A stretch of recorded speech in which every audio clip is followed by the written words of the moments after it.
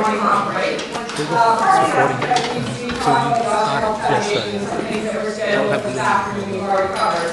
So we're not going to rush this cool off the tools section because there's really great things people have to show you. But what we may end up doing, depending on how long that takes, is we may move the Oscar Casey presentation to just after lunch. And then we can shorten the business meeting part because a lot of those items we've already covered. So we should still end at the exact time, but we're just going to see how things unfold. We've also had a number of people say it's hard to hear. So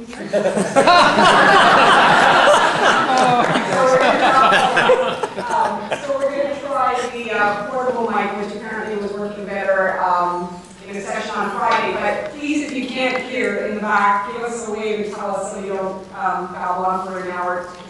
We don't need to hear what we're saying. The other thing I just wanted to do before we move into the next section was at the beginning of the morning we weren't able to thank the registration table team because they were all out there working. But I just wanted to say that there's a group of people that have been busily emailing all week trying to plan how to make that streamlined. I don't know if anyone remembers the huge lineup last year at the Shan with 80 people trying to get in. Well, this year they set it up with 4 different stations. The receipts were pre-printed. Someone organized all that, Patty and Claire, on the weekend. So I just wanted to thank Patty, Claire, John Yap, Carol White, Claire Carmen, Tracy, and Lillian. Did I forget anyone? So all these people were here at 7 in the morning setting up that registration table and had everything rocking and ready to go, so there wasn't any backlog. So thank you guys. Okay, can you guys, is this working at all? Can you hear or no? Yep. Yeah. So if you can't, let us know. So Tracy's going to start by showing us health passport and Framingham risk calculator. And then we're going to hear from Shelter, who's going to show his incredible new E4 generator. We got Gunther, who's going to show the rich text editor, which I believe comes from Peter, right? Ontario, is that correct? Yeah, that's correct. David Page is going to show us 2 things actually on that program that says Mental Health Toolkit, which he's going to show. He's also going to show COPD assessment and action plan forms we're working on. Cam Ross is going to show his work in progress on a therapeutic drug monitoring module. And Gordon Hutchinson is going to show us a lab interface he's been working on in the Okanagan, so we've got one addition to the list. So let's start Tracy. All right.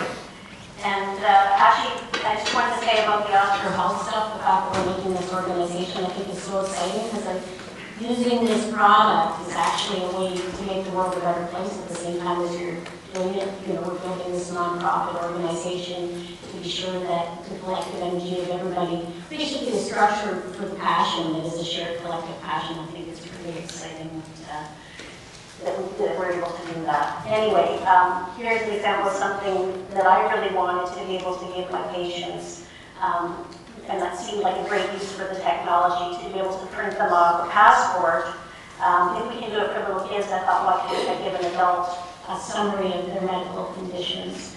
And so you can find it in the forms. It's called the BC Health Passport. And before you open the passport, make sure that the patient's medications are updated and their vaccines are updated because it's going to auto-populate those things. So be sure you don't open the passport without having got those things ready. And then when you click on it, you'll see this is the form, this is the view of the form that comes up initially.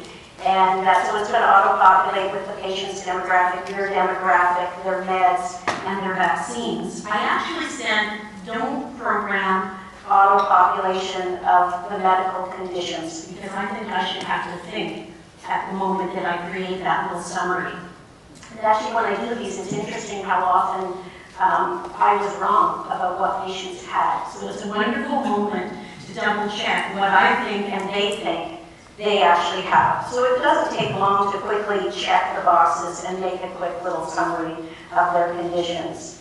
And then if they have a living will, you can include that, you can click that, and then I give them these little plastic pouches, and if people are interested in ordering those, I can help you order those. And I put the DNR, if they have the DNR, into the plastic pouch along with the passport.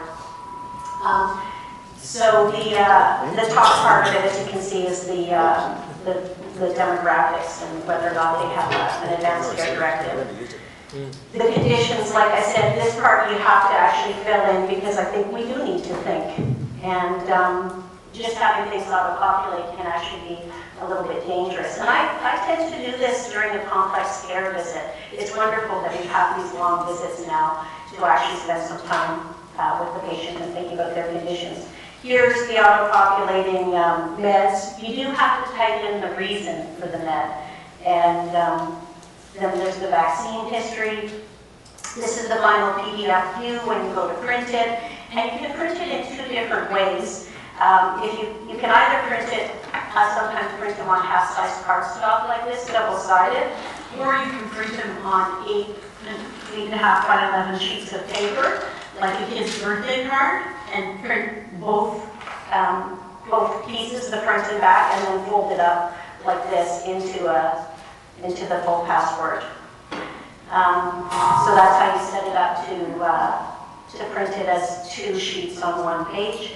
And you just print it and give it to the patient. And I find that that human moment of the information going from my sweaty palm to my patient's sweaty palm, and the fact that technology enables it to be legible and rapidly produced, the human element and the knowing, me and my patient together, understanding what it is that they have wrong with them. So I give this to the little old lady, she puts it in her purse, but we read it together first, and she can give it to her family members. And so the beauty of the technology was not that, okay, now I took the information and fed it up to a central database. It was actually, now I took the information and put it in the patient's hand. And together we understood it, and very often I'm making corrections to errors that were in my summaries about them, and they have ownership of the information. And to me, that's the beautiful piece that technology enables, is to rapidly produce the summary and to help the patient to own the information. And then I'll tell you quickly about the Framingham and UKPDS risk calculators. 2 ways to get to these. One is to click on calculators, and you see there's Framingham and UKPDS. And that'll connect you to what looks like this. Or you can make an e-form in the patient's own chart. So you click on e-forms and go into, if you've uploaded from the e-emporium, the Framingham and UKPDS risk calculators. And it'll come up like this as an auto-populating e-form. And Peter Hutton-Chasky recently programmed these. So it'll come up like this, and it'll auto-populate with the patient's lab values. And then this is the UKPDS one. So remember that if the patient's diabetic, you should be using UKPDS. And this then is going to give you a table that changes depending on, so the red and the green will look different for each patient. And it's actually the GPAC, Guidelines and Protocols of GPAC charts, but it'll auto-populate with your patient's values. And then there's a variable text that comes in under the calculator to help you do some shared informed decision making with your patient.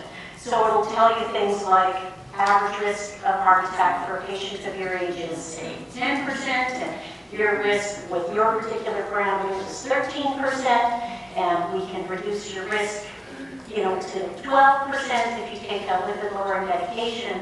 So you can have a frank discussion with the patient about how much of a difference it will or will not make for them to take the med and to decide for themselves. Do they want to take a lipid-lowering drug for 10 years for a 1% absolute risk reduction? And some people say yes, and some people say no. And ultimately, the idea is to have the information at point of care to help those decisions. There's also a little bit about the fact that different guidelines are different. The UK's guidelines says one thing, the BC guidelines say another. The guidelines change all the time. So ultimately, it reminds us to talk to our patients about the fact that these are personal choices, lifestyles, recommendations. And at the very bottom, if you scroll all the way down, it'll tell you about all the limitations of these kinds of calculators, which are completely imperfect tools. And it reminds you not to make the mistake of entering post-treatment numbers in and pretending that you took your patient by treating them from the original risk to the new number. Clinical trials show that you only go part of the way, and the calculator helps you to calculate what those real percentages are. So, and actually I have to update the calculator because the evidence has been in flux and been